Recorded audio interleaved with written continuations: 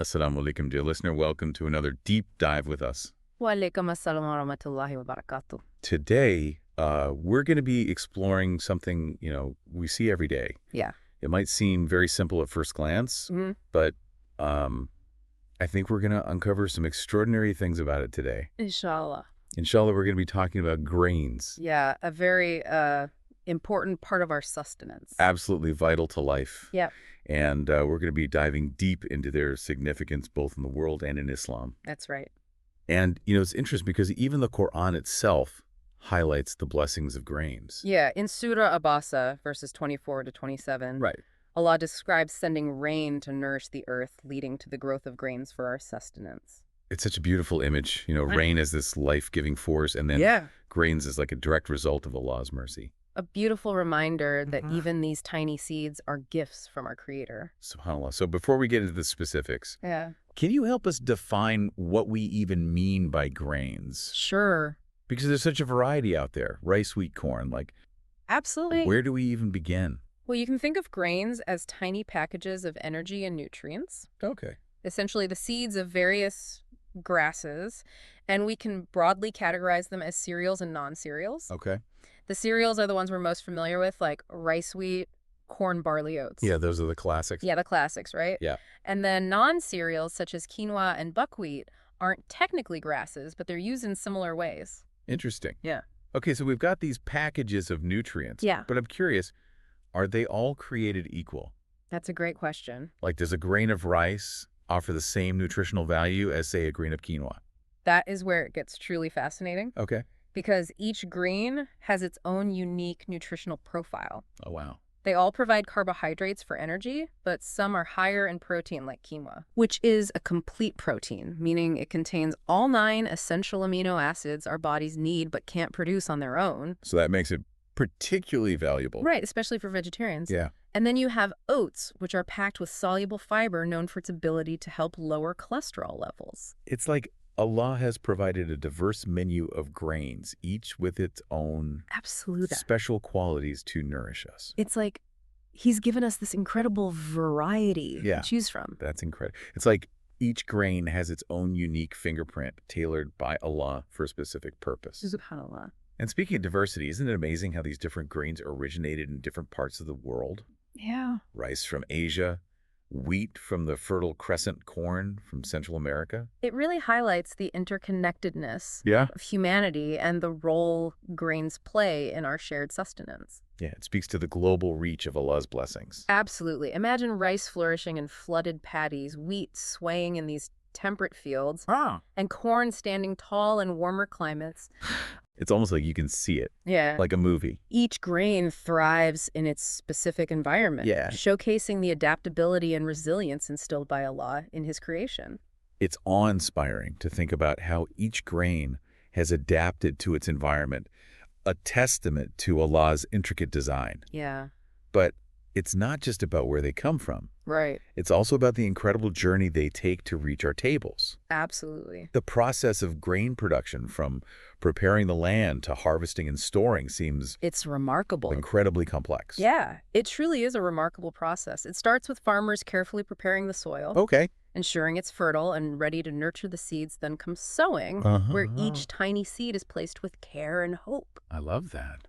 Throughout the growth cycle, Yeah. farmers ensure proper irrigation, providing water essential for the plants to thrive. Yeah. Fertilization nourishes the soil, giving the crops the strength to grow tall and produce abundant grains. SubhanAllah. And then there's the constant vigilance to protect the crops Yes. from pests and diseases, Right. ensuring a healthy harvest. Exactly. And then finally Yeah. comes the harvest itself, a time of both labor and celebration, where the ripe grains are gathered, Yeah. separated, and carefully stored for future use. It's a testament to human ingenuity and dedication working in harmony with Allah's natural processes.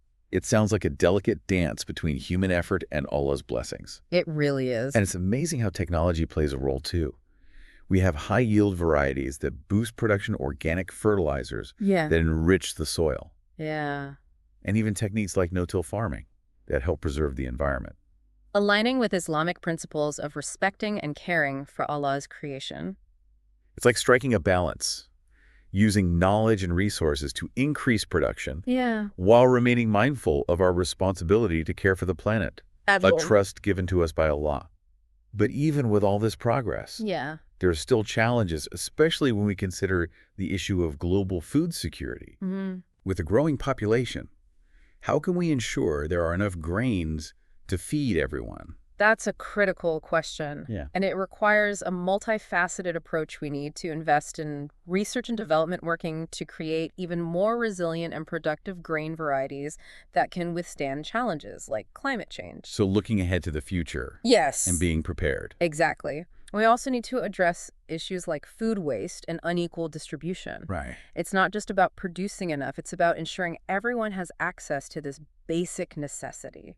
It seems like the challenge lies not only in increasing production, but also in ensuring equitable access to these vital resources. It's about recognizing that food is not just a commodity, Right. but a gift from Allah, a right for Oh, all. a right for all. Now that brings us to another dimension of our deep dive. Okay.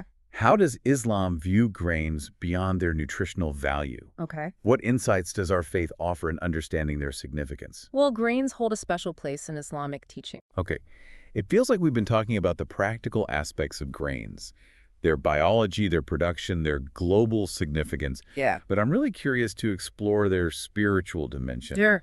What can you tell us about the role of grains in Islam? Well, grains hold a special place in Islamic teachings. They're mentioned throughout the Quran and Hadith, Right. often as symbols of sustenance and blessings from Allah. Yeah, and remember the verse we discussed earlier from Surah Al-Basa? Yeah. It beautifully illustrates how Allah provides rain to grow grains for our nourishment, highlighting the divine origin of these provisions. It's a beautiful reminder that these grains aren't simply products of nature. They're a direct manifestation of Allah's mercy and care for us. Yeah, but their significance in Islam goes beyond just being food, doesn't it? Absolutely. Grains are woven into the fabric of our religious practices as well. Okay. For instance, zakat, one of the 5 pillars of Islam, can be paid in grains like wheat or barley. This act of giving purifies our wealth and reminds us that these blessings are not just for our own consumption, but also a means to support those in need, Right. fulfilling our obligations to Allah and to our community. That's a beautiful connection. Yeah. These grains, which sustain us physically, also become a vehicle for our spiritual growth Right. and fulfillment of our religious duties. Absolutely. And it's not just zakat, right? There's also zakat al-fitr. Exactly. Zakat al-fitr, often paid in grains like rice or dates, Yeah. ensures that everyone, regardless of their circumstances, can partake in the joy and celebration of Eid. Right. It's a tangible expression of compassion and solidarity, Mhm. reminding us of our shared humanity and our responsibility to care for one another. It's amazing how these seemingly simple grains become a bridge between our personal faith and our social responsibility. Absolutely. And this reminds me of another important teaching in Islam, the emphasis on preventing food waste. Yes. I know the Quran speaks against extravagance. Yeah. But are there specific teachings related to grains? Absolutely. Surah Al-Araf, verse 31, clearly instructs us to avoid excess. Right. And the Prophet Muhammad, peace be upon him, taught that wasting food is akin to squandering Allah's blessings. Oh, Halal.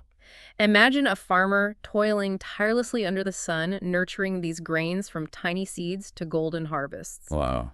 To waste even a single grain disrespects their labor and disregards the divine gift bestowed upon us. It's a powerful reminder to be mindful of our consumption and appreciate the value of these grains, not just as food, but as a reflection of Allah's generosity and the hard work of those who cultivate them. Yes, it's about gratitude, Yeah. respect, and Yeah. recognizing that our actions have consequences. You've captured it perfectly. Each grain represents a chain of blessings from the rain that nourished it, Yes. to the soil that embraced it, to the hands that harvested and prepared it. Yeah. To waste a grain is to disregard this entire chain of blessings and the interconnectedness of all things in Allah's creation. Beautifully said. This conversation has shifted my perspective. I Yes. used to see grains as just, well, grains. Yeah. But now I see them as a testament to Allah's power and mercy, a symbol of our interconnectedness as humans, Yeah. and a reminder of our responsibility to be grateful and mindful stewards of His blessings. And that's the beauty of reflecting on Allah's creation. It awakens us to the profound meaning and purpose embedded in every element of existence. Subhanallah. Even something as seemingly simple as a grain, Right. it deepens our faith, inspires gratitude, and guides us towards living a more righteous and fulfilling life. It's truly humbling to realize how much wisdom and meaning is packed into something as tiny as a grain. We've talked about their nutritional value, the intricate process of production, the global impact, and their profound significance in Islam. Is there anything else about grains that you find particularly fascinating? What I find most captivating is how grains, despite their apparent simplicity, hold the potential to address some of the most pressing challenges facing humanity today. We've touched upon global food security, but there's also the issue of environmental sustainability. Did you know that the way we cultivate and consume grains can significantly impact our planet's health? That makes sense. We discussed organic farming earlier, which seems like a step in the right direction. But are there other ways to make grain production more sustainable? Absolutely. There's a growing movement towards regenerative agriculture, which focuses on improving soil health, increasing biodiversity, and reducing reliance on synthetic inputs. It's about working with nature to create a more resilient and productive agricultural system. Imagine farms where grains are grown not just for food, but also to revitalize the soil, sequester carbon, and support thriving ecosystems. Oh. It's a vision that aligns beautifully with Islamic principles of environmental stewardship. It's inspiring to think about how our choices, even something as simple as choosing a particular type of grain, can contribute to a healthier planet.